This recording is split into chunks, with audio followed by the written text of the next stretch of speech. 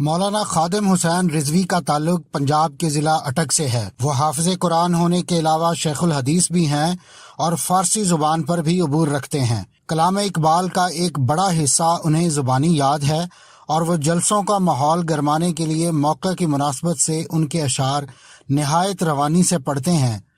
مولانا Khadim Hussain traffic کے ایک حادثے میں معذور ہو گئے تھے اور سہارے کے بغیر نہیں چل سکتے۔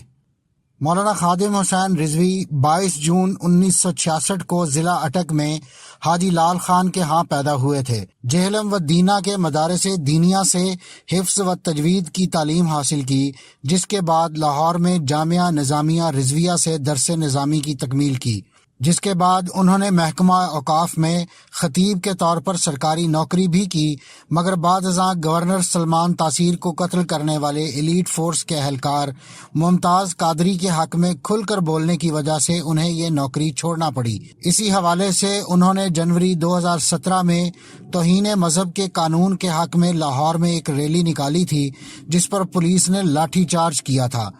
انہیں گرفتار کر کے جیل بھیج دیا گیا اور انہیں آج بھی پنجاب حکومت نے 4 شیڈول میں رکھا ہوا ہے، جس کا مطلب ہے کہ انہیں اپنی نقل و حرکت کے بارے میں پولیس کو پہلے سے آگاہ کرنا پڑتا ہے۔ یہ ان کے سیاسی کیریئر کا نقطہ آغاز بھی کہا جا سکتا ہے۔ مولانا خادم حسین رضوی اپنی شعلہ بیانی اور توہین رسالت کے قانون پر اپنے سخت موقف کے لیے تو مشہور ہیں ہی، مگر انہیں اصل شہرت نومبر 2017 میں اسلام آباد کے فیض آباد چوک میں توہین رسالت کے قانون میں ترمیم کے خلاف ایک طویل لیکن بظاہر کامیاب دھرنا دے کر حاصل کی تھی۔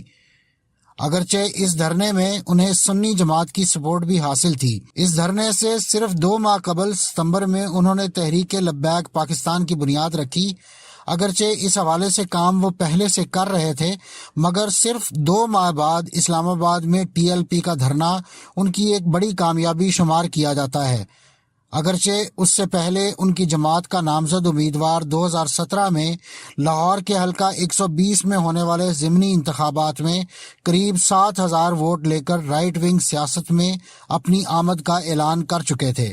ممتاز قادری کو پھانسی دیے جانے کے بعد سے بریلوی طبقے کے قدامت پسندوں نے زیادہ متحرک سیاسی کردار اپنایا ہے، لیکن پاکستان میں فرقہ وارانہ تشدد میں اضافہ اور بریلوی دیوبندی اختلاف سال 2012 کے بعد سے دیکھا جا رہا ہے۔ سابق وزیر اعظم شاہد خاقان عباسی کی حکومت میں فیض آباد دھرنے سے متعلق تاثر تھا کہ اس دوران احتجاج کرنے والوں کو کسی نہ کسی صورت پاکستانی فوج کی حمایت حاصل تھی۔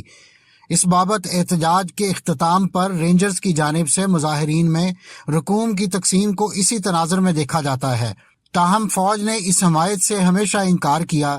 اب انہیں کسی کی حمایت حاصل ہو یا نہ ہو، رائٹ ونگ جھکاؤ رکھنے والے پاکستانی ووٹرز کی ایک بڑی تعداد ان کے پیغام سے متاثر نظر آتی ہے، اور یہی وجہ ہے کہ اب وہ خود پاکستان کی سیاست کی ایک حقیقت ہیں۔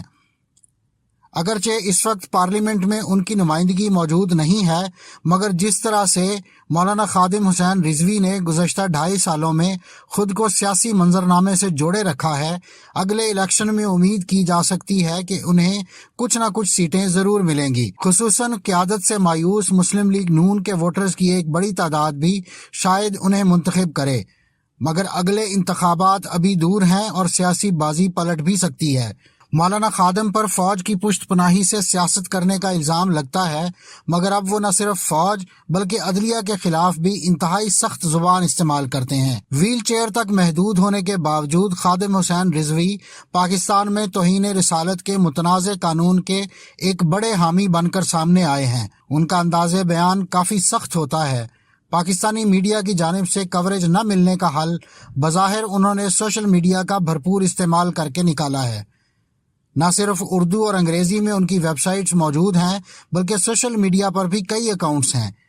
ان کی سوشل میڈیا پر بعض ویڈیوز بہت وائرل ہوئیں اور یہیں سے مین سٹریم میڈیا کے چینلز نے بھی ان کے بیانات کو اپنے نیوز بلیٹنز کا حصہ بنایا۔ مولانا خادم حسین رضوی کو اپنی سرگرمیوں کے لیے وسائل کہاں سے ملتے ہیں یہ واضح نہیں۔ لیکن اسلام آباد دھرنے کے دوران انہوں نے اعلان کیا کہ نامعلوم افراد لاکھوں روپے ان کو دے کر جا رہے ہیں۔ ایک مذہبی جماعت ہونے اور اسلام کی بات کرنے پر بظاہر لگتا ہے کہ اندرون و بیرون ملک دونوں جانب سے انہیں فنڈز ملتے ہیں۔ گزشتہ برس کے دھرنے کے بعد ISI کی جانب سے عدالت میں پیش کی گئی ایک رپورٹ کے مطابق دھرنے والوں کو عوام میں سے چند افراد نے خوب عطیات دیے، جن میں مقامی علماء اور گدی نشین شامل ہیں۔ رپورٹ کے مطابق پولیس دھرنے والوں کو دی جانے والی لاجسٹیکل سپورٹ روکنے کی نہ تو صلاحیت رکھتی تھی اور نہ ہی روکنا چاہتی تھی۔ وہ اپنے اجتماع میں آئے ہوئے صحافیوں اور خفیہ ایجنسی کے اہلکاروں کو بھی بڑے سخت انداز میں مخاطب کرتے ہیں، اور لہجے کی یہی سختی اور شدت مختلف ممالک اور شخصیات کے بارے میں بیان کرتے ہوئے بھی نظر آتی ہے۔